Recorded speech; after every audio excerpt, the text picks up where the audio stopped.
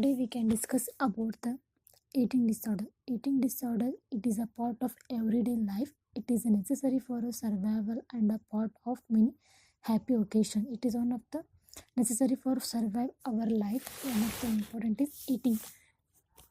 People go out from a dinner, invite friends and family for a meal in their homes and celebrate special events such as a marriage, holidays and a birthday with food.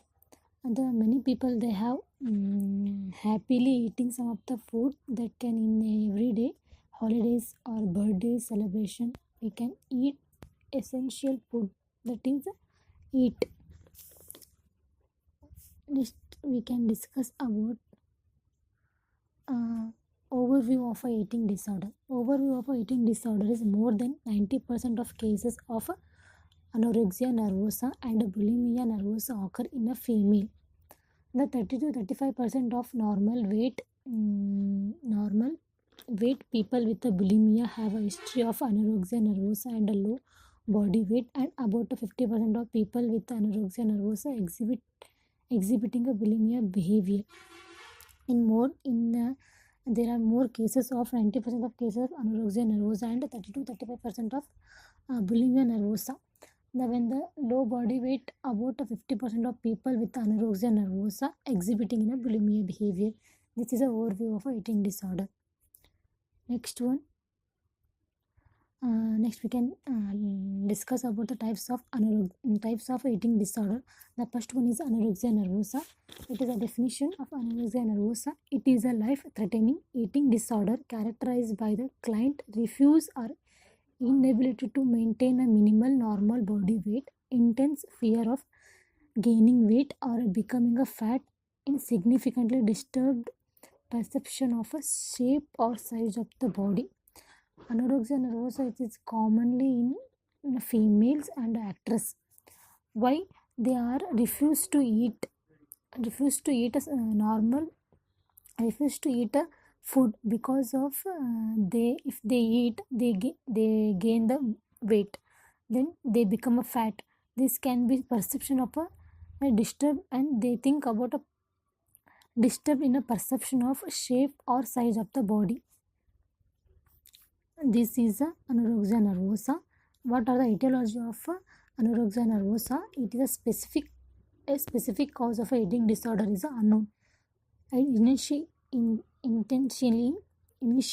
dieting may be the stimulus that lead to their development. Biological vulnerability, developmental problems, and family and social influence can turn diet into the eating disorder. The next one, disturbance in the hypothalamus. The next cause is may neurochemical changes accompany eating disorder, but it is difficult to tell whether they cause or result from eating disorder. It is mainly specific cause is unknown. The initial diet may be stimulus their development by the influence of a family, and the social influence can turn the dieting into the eating disorder. And it can when the disturb in the hypothalamus, and it can be occur in the eating disorder. Some of the neurochemical changes can occur in eating disorder. Next one is the clinical features. What are the clinical features of anorexia nervosa? First one is body image disturb, compensatory behavior such as self-induced vomiting, misuse of laxatives, sensitive to cold, delayed gastric emptying, constipation, low blood pressure. The clinical features are: one is a body image disturbance. When they eating, they can become a thin, they can become a fat. They are thinking like that. Next one is a compensatory behavior. What are the compensatory behavior? Such as the self-induced vomiting and misuse of a laxative. They take the laxative every day. That can cause the eating disorder. Sensitive to cold. Next one, delay the gastric emptying. Some of the patient having a constipation and low blood pressure. Next one is sign and symptoms: bradycardia, hypothermia, amenorrhea, electrolyte disturbance. These are the clinical manifestation of anorexia nervosa. Next one is a diagnostic Finding. Diagnostic findings. These are a history collection, physical examination, complete blood count, liver profile, electrolytes, blood glucose level, and ECG. This we can know about it. What are the complications of eating disorder? Mainly in anorexia nervosa is increases susceptibility to infection, hypoalbuminemia, chronic inflammatory bowel disease, esophageal erosion, ulcer, bleeding, dental caries due to the frequent vomiting. What are the complications? Is increase when increase susceptibility to infection. Infection may easily affected to the body. Next one is hypoalbuminemia. The albumin level in the blood it is decreased and chronic inflammatory bowel disease can be occurred. And next one is the ulcer, bleeding, dental caries due to the frequent vomiting and cardiovascular issues and amenorrhea.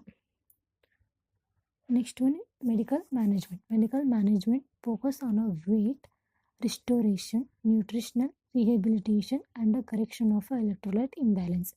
What are the pharmacotherapies? Neuroleptics, appetite stimulant, and antidepressant. These are the medical management. And what are the therapies? Psychological therapies, individual psychotherapy, behavior therapy, and cognitive behavior therapy, and family therapy. What are the nursing intervention? Maintain a strict intake and output chart.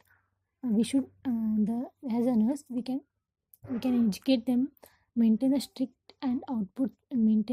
intake and output chart, monitor the status of skin and oral mucous membrane. We should monitor the skin status and also oral mucous membrane of a patient. Short-term management is focused on ensuring a weight gain and correcting a nutritious deficiency. When there is a short-term management, you should eat a nutritious food and we should helping the gain weight. Eating must be suppressed by the nurse and a balanced diet at least 300 calories should be provided in 24 hours. The nurse should teach them to take the 3000 calories should be provided in 24 hours. Monitor electrolyte levels. You should be maintain the monitor of electrolyte level. Next one is weight should be checked regularly. What are the next nursing interventions are? Weight should be checked regularly. Regularly checking of a weight should be there. Control vomiting by making the bathroom inaccessible for at least 2 hours after food. You should control the food, control of vomiting. The nurse should accessible for at least 2 hours after food. In extreme cases, when a patient refuses to eat and comply with the treatment, gavage feeding may be needed in the institute. If a patient is refused to eat, as a treatment can be given, the gavage feeding should be needed in the patient. They encourage a family to participate in education regarding the connection between the family process and the patient result.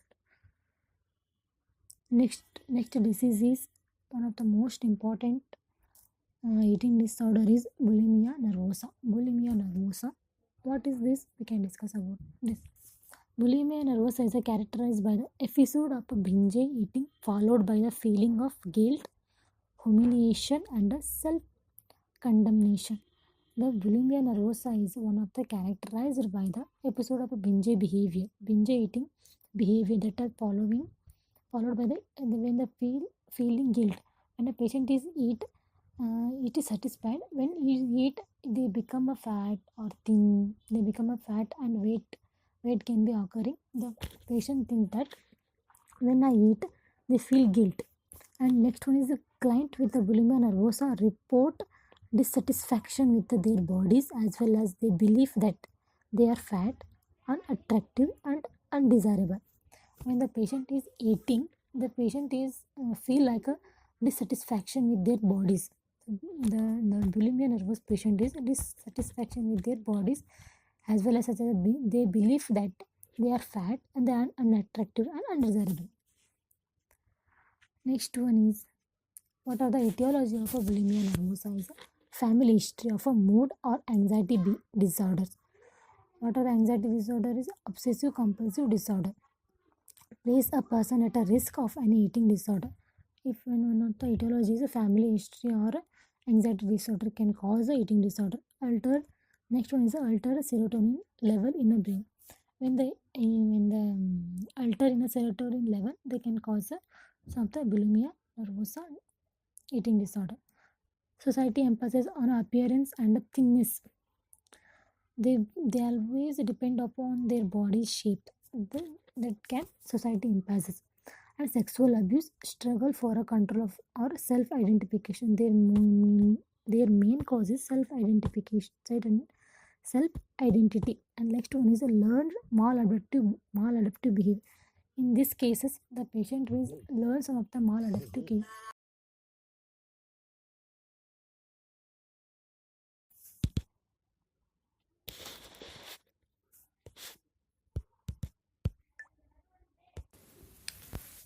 Learned some of the maladaptive behavior in the bulimia nervosa. Next, we can see in the clinical features. What are the clinical features of the bulimia nervosa eating disorder?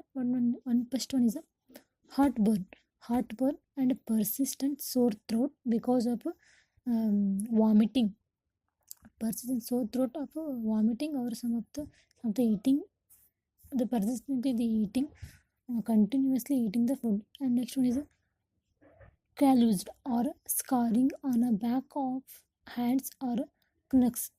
Scarring back of hands and knucks. If they have when they become a vomiting, the hand should be on the clackles. Tooth staining or discoloration. Tooth will be discolor in color. Loss of dental enemas. Next one is increase the dental caries, normal or slightly overweight appearance.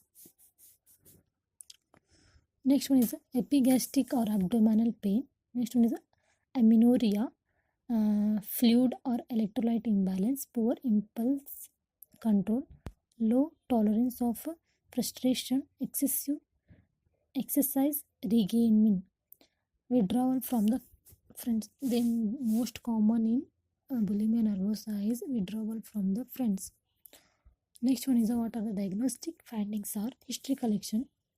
As usual, know about the history collection and a physical examination, and psychological evolution and break depression, involuntary blood investigation, electrolyte and blood glucose level, ECG. And the next one is a medical evolution to rule out gastrointestinal disorder.